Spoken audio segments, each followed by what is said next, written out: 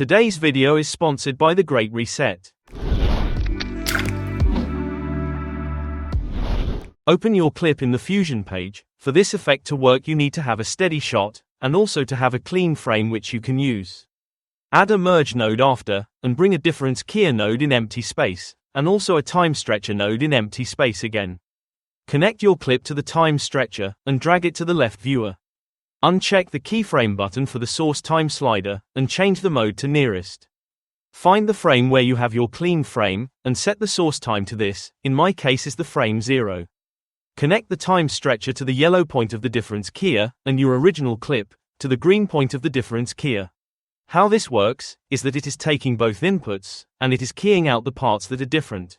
You can adjust the high and low point to fine-tune the keying. Connect this to the merge node as a foreground, and you can see nothing is changed. Add a time stretcher node after the difference keyer, uncheck the keyframe button for the source time, adjust the slider and you can see the magic happening. Change the mode to nearest, and by animating the source time you can decide what effect you want to create. A simple freeze frame effect is to choose a frame that you want to use, let's say frame 27, add a keyframe for this, move the clip forward and change the source time again.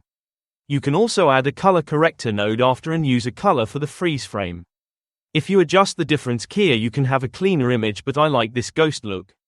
You can also use a soft glow node for this if you want. Once you have this set up, then it's up to your imagination what kind of effect you want to make. If you are too lazy to do the hard work, you can buy my pack, save yourself some time, and also help me to keep this channel alive.